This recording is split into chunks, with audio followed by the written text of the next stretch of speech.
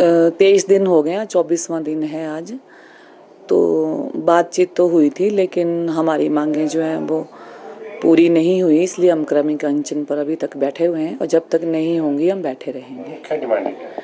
हमारी मुख्य डिमांडें हैं, एक तो कम्प्लेक्स सिस्टम को वापस करना है, और दूसरा जो हमारी खाली पोस्टें हैं वो भरनी है, और तीसरा हमारी जो अंडर डेवलप खेलें हैं वो दोबारा से शुरू की जाएं, और हमारे HT CHT और BO की जो पावरें हैं वो वैसे ही रखी जाएं, क्योंकि कम्प्लेक्स सिस्टम में ये जो मतलब जो सीनियर सेकेंडरी स्कूल्स वाले हैं जो भी हैं वो हमें कोऑपरेट नहीं करते। जब भी हमें डेपुटेशन के लिए कहते हैं तो किसी एक टीचर को भेज देते हैं, लेकिन वो वाला सिस्टम भी तो जो एडजॉइनिंग स्कूल है उसी में हो सकता है ना, लेकिन जो स्कूल दूर हैं, हमारे पास टीचरों की कमी है, तो वहाँ तो वो भेजेंगे ही नहीं।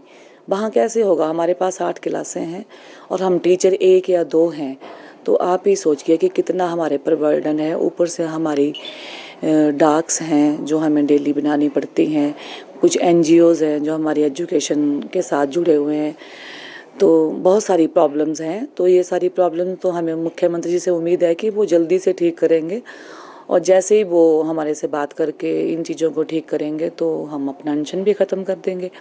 अब सेंट्रल स्कूलों में या कई स्कूलों में मल्टीटास्क वर्कर नहीं है, काफ़ी टाइम से मल्टीटास्क वर्कर की भर्ती भी नहीं हुई है, और जो प्री प्राइमरी के बच्चे उनको एक आया भी चाहिए और टीचर भी चाहिए, ये बहुत ज़रूरी है। तो आप मतलब सोच ही सकते हैं कि हम लोग कितनी परेशानियों से गुजर रहे हैं, और जो प्राथमिक शिक्षा है ये हमारे समाज की रीढ़ है। अगर इसमें ही प्रॉब्लम होगी तो आगे के स्कूल कैसे चलेंगे?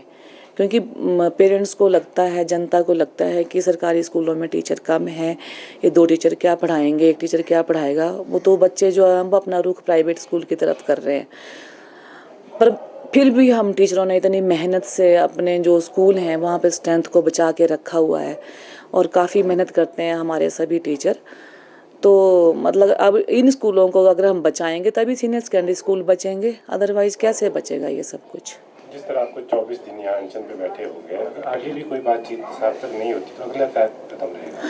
अगला कदम तो जो हमारी यूनियन है, स्टेट यूनियन है, वो सारे आपस में बात करके ही अगला कदम जो है वो उठाएंगे कि हमें क्या करना है। अभी तक तो हमें 5 सितंबर के लिए आशा है कि मुख्यमंत्री हमारी सारी मांगें मान जाएंगे। अगर नहीं मानते हैं तो फिर देखते हैं आगे क्या निर्णय होता है और हम क्या करते हैं। विधानसभा सत्र भी है, क्या घेराव किया जाएगा? इसका तो हम अभी नहीं बता सकते, तो तभी जब जो डिसीजन होगा उसी के बारे में फिर आगे वैसे ही करेंगे।